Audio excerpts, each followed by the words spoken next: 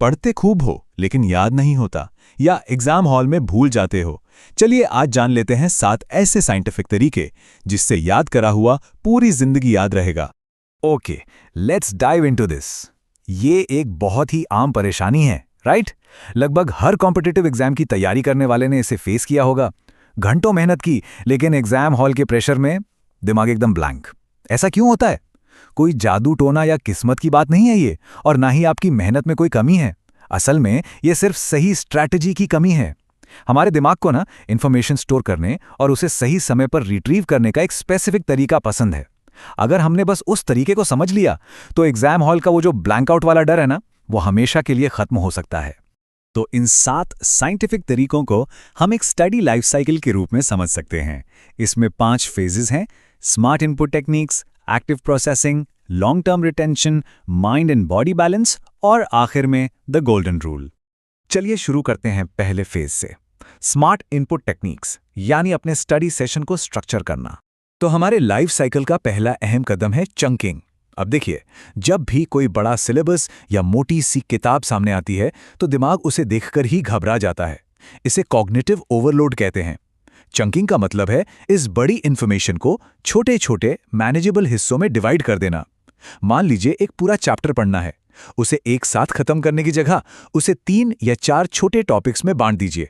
इससे दिमाग को लगता है कि हाँ यार, ये टास्क तो आसान है, और हर छोटे चंक को वो आसानी से डाइजेस्ट कर लेता है। लिटरली ये तकनीक आपके डर को खत्म करती है और फोकस को कई गुना बढ़ा देती है। Now what's really interesting about this is, यहाँ पोमोडोरो टेक्निक बहुत काम आती है। सिर्फ सिलेबस को ही नहीं, बल्कि अपने टाइम को भी चंक्स में बांटना बहुत जरूरी है। लगातार 3-4 घंटे पढ़ने से ना एफिशिएंसी एकदम गिर जाती है। तो करना क्या है, 25 मिनट का एक इंटेंस स्टडी फोकस ब्लॉक लीजिए और उसके तुरंत बाद 5 मिनट का ब्रेक। ये ब्रेक दिमाग को अभी अभी पढ़ी गई इंफॉर्मेशन को सेटल करने का टाइम देता है। जब आप वापस 25 मिनट के लिए बैठते हैं तो कंसंट्रेशन वापस 100% पर होती है। थकान को दूर रखने का ये लिटरली सबसे बेस्ट और साइंटिफिक तरीका है। आगे बढ़ते हैं दूसरे फेज की तरफ, एक्टिव प्रोसेसिंग, जहां हम डेटा तो कनेक्ट और रिकॉल करना सीखेंगे। यहां आती है एसोसिएशन टेक्निक। आपको पता है, हमारा दिमाग आइसोलेशन में फैक्ट्स याद रखने में बहुत बुरा है, लेकिन कनेक्शंस बनाने में एब्सोल्युटली मास्टर है। जब भी हम कुछ नया पढ़ें तो उसे किसी पुरानी जानी पहचानी चीज से जोड़ देना चाहिए। किसी नए फैक्ट को याद रखने के लिए ना कोई मजेदार इमेज सोच लें या कोई फनी सी कहानी बना लें। कनेक्शन जितना अजीब और मजेदार होगा, दिमाग उसे उतनी ही तेजी से याद रखेगा। नए न्यूरल पैथवेज बनाने का ये एकदम प्रूवन तरीका है। और अब आता है एक्टिव रिकॉल, जो पैसिव रीडिंग से 1000 गुना बेहतर है। ज्यादातर लोग क्या करते हैं, किताब खोलकर बस बार बार पढ़ते रहते हैं और उन्हें लगता है कि उन्हें याद हो रहा है। बट एक्चुअली असली टेस्ट तब होता है जब किताब बंद होती है। तो इसे ऐसे करें: स्टेप 1, किताब बंद करें। स्टेप 2, जो पढ़ा है उसके बारे में खुद से सवाल पूछें। और स्टेप 3, उस आंसर को दिमाग से जोर लगाकर याद करें और लिखें। जब दिमाग पर जोर डालकर इंफॉर्मेशन को बाहर निकाला जाता है ना, तब जाकर मेमोरी के मसल सच में मजबूत होते हैं। अब चलते हैं तीसरे फेज पर, लॉन्ग टर्म रिटेंशन, मतलब रिवीजन की सही टाइमिंग क्या होनी चाहिए। Let's move to this and see how it builds up. इसे कहते हैं स्पेस्ड रेपिटेशन। देखिए, इंसान का दिमाग नेचुरली चीजों को भूलने के लिए ही डिजाइन किया गया है। अगर रिवीजन नहीं होगा तो कुछ ही दिनों में सब साफ हो जाएगा। तो रिवीजन का भी अपना एक साइंस है।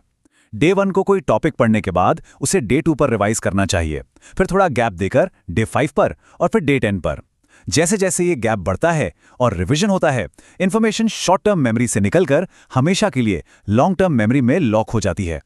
नेक्स्ट फेज बहुत ही क्रूशियल है, माइंड एंड बॉडी बैलेंस, जिसमें हम स्ट्रेस और स्लीप मैनेज करना देखेंगे। एग्जाम का जो स्ट्रेस होता है ना, वो सीधे हमारी मेमोरी को ब्लॉक कर देता है। जब घबराहट होती है तो दिमाग पैनिक मोड में चला जाता है और सारी लॉजिकल थिंकिंग बंद हो जाती है। इसे कंट्रोल करने के 2 बहुत ही प्रैक्टिकल तरीके हैं। पहला, mock test practice. Exam hall के माहौल को घर पर बार बार रिक्रिएट करें ताकि दिमाग को उस प्रेशर की आदत हो जाए। और दूसरा, स्लो ब्रीदिंग। जब भी पैनिक महसूस हो, बस गहरी सांस अंदर लें और धीरे धीरे बाहर छोड़ें। ये आपके नर्वस सिस्टम को तुरंत शांत करता है और दिमाग को वापस ट्रैक पर ले आता है। और अब बात करते हैं अल्टीमेट मेमोरी बूस्टर की, जो है आपकी नींद। 6 से 8 घंटे की अच्छी नींद सच में किसी जादू से कम नहीं है। कई बार स्टूडेंट्स एग्जाम से पहले रात रात भर जागकर रट्टा मारते हैं। ऑनेस्टली ये सबसे बड़ी गलती है। जब हम सोते हैं तभी हमारा दिमाग दिन भर की पढ़ी हुई बातों को प्रोसेस करता है और उसे परमानेंट मेमोरी में सेव करता है। अगर नींद नहीं होगी तो पढ़ा हुआ सब कुछ दिमाग से उड़ जाएगा।